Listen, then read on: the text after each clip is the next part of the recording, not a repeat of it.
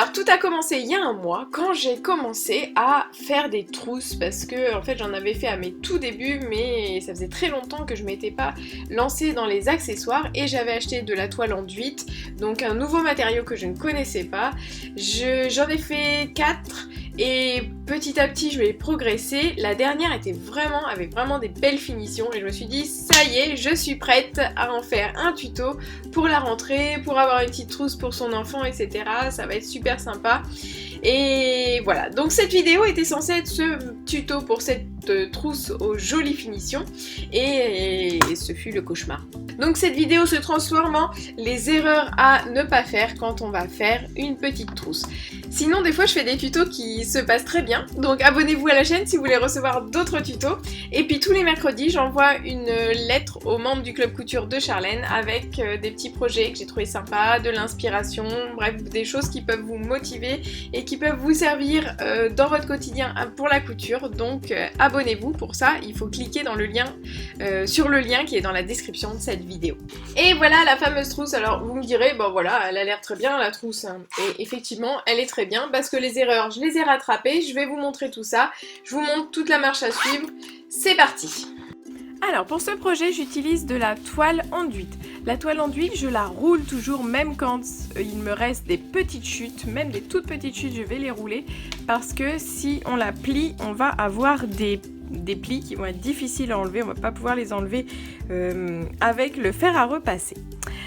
Là j'ai ma fermeture éclair, fait 19-20 cm. Je l'ai choisi de manière à ce qu'un crayon de 17 ou un stylo de 17 cm rentre à l'intérieur. J'ai créé 2 rectangles de toile enduite.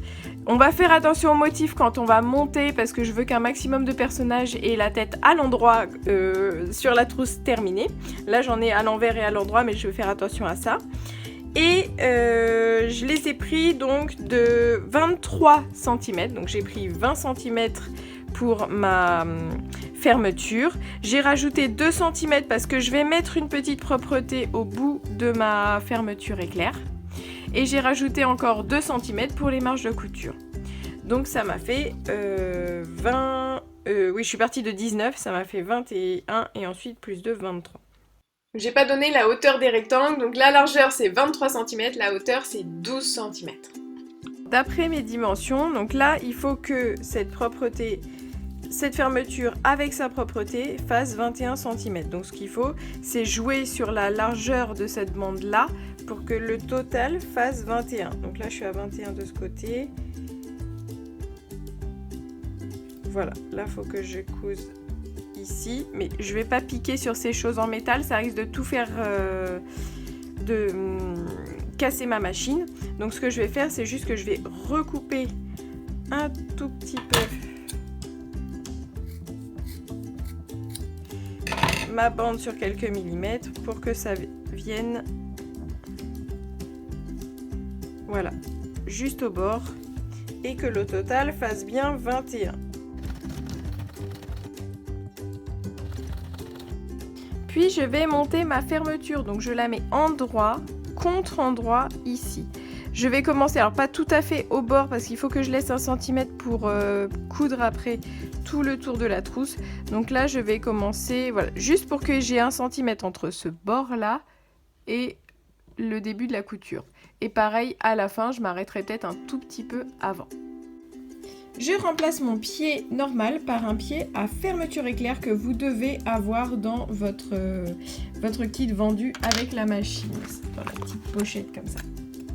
Le but de ce pied, c'est de libérer tout le côté là pour pouvoir passer la fermeture et qu'elle ne jette pas, qu'elle ne se bloque pas dans le pied. Stop, première erreur. Donc là, je pars sur... je me mets à peu près au milieu de la bande de la fermeture éclair. Non, ça pour moi c'est une erreur, j'aurais dû me mettre assez proche des dents de la fermeture éclair, c'est-à-dire vers 2-3 mm pour... ouais, ouais, 3 mm, je pense que c'est bien, pour avoir quand même une bande ici qui soit le plus fin possible. Ça va me faciliter la finition quand on arrive au bout là. Si c'est large, c'est là que ça va être le plus difficile à finir. Donc voilà, là j'aurais dû pour moi mettre à 3 mm des dents en plastique pour avoir quelque chose de plus propre. Voilà, alors là j'ai cousu une partie de ma fermeture éclair, à peu près au milieu de la bande de fermeture. J'avais ouvert ma fermeture et maintenant je vais la refermer pour que... Hop. Donc c'est un peu délicat ce passage là, il faut y aller tout doucement mais ça passe. Voilà, ensuite on la met derrière et elle ne nous embête plus, on va pouvoir poursuivre la piqûre de notre fermeture jusqu'au bout.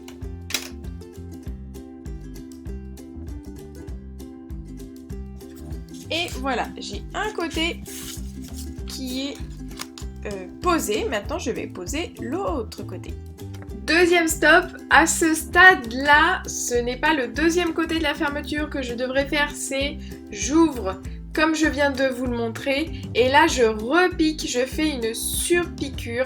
Donc je pique le devant avec les marges de couture de la fermeture pour bien plaquer la fermeture, les marges de couture à l'intérieur en fait. Donc ça c'est très important de faire cette surpiqûre que j'avais oubliée parce que j'étais trop pressée de tout coudre. Là on place le deuxième panneau endroit contre endroit et vous allez voir que là j'ai du mal à le faire tenir à l'endroit, ben oui parce que je n'ai pas fait cette fameuse surpiqûre. Je laisse la fermeture éclair à moitié ouverte, ça c'est vraiment important.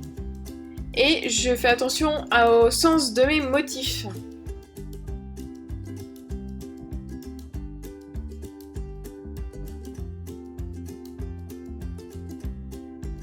Voilà, je fais la même piqûre que tout à l'heure. Donc là, je commence avec ma fermeture qui est fermée jusqu'ici. Je vais piquer un petit peu, donc je retire les fils au départ.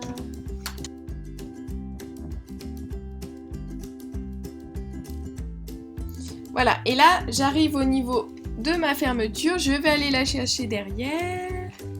Et je la passe au niveau du pied. Ça passe nickel.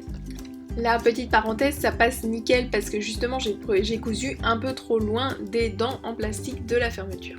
Avant l'étape suivante, on surpique encore tout le long pour bien plaquer la fermeture éclair derrière contre le rabat. Donc comme ça on a fait nos deux surpiqûres le long de la fermeture éclair. Qu'est-ce que je fais ensuite? Eh bien je vais coudre mes deux parties devant-derrière ensemble. Juste à cet endroit-là, je vais soulever un petit peu parce que je n'avais pas cousu jusqu'au bout pour laisser mon centimètre de marge de couture. Et je vais réussir à mettre mes deux bords bord à bord comme ça pour coudre à 1 cm du bord. Donc je relève et j'essaie surtout de ne pas prendre cette partie-là dedans. Je rechange mon pied de biche pour remettre un pied normal. La petite astuce pour ne pas être embêté avec toutes les épaisseurs, vraiment la petite astuce ça va être de commencer un petit peu plus loin après la bataille on va dire et on va faire un point d'arrêt ici et on va y aller. Quand on arrive au coin on plante l'aiguille, on soulève le pied de biche et on tourne.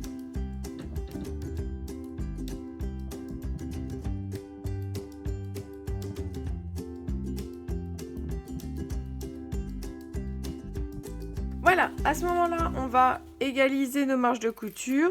On va essayer de les mettre à 5 mm à peu près. Voilà. Et ensuite, on va créer la profondeur de la trousse en ouvrant comme ça les angles. Voilà, donc on va placer un repère ici de la pointe de la couture jusqu'à 2 cm. Voilà, et il faudra coudre sur cette ligne-là. On fait pareil avec l'autre coin et l'astuce là c'est vraiment de bien tirer de chaque côté pour que les coutures se superposent parfaitement.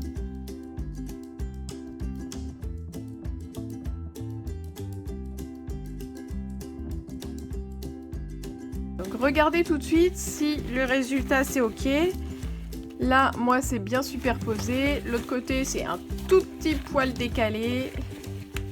Et ça va pas tellement se voir, voilà, c'est décalé d'1 millimètre, mais pour moi c'est ok. Donc si c'est ok, on coupe. On coupe à 5 mm de la couture. Et puis on retourne notre trousse qui est terminée.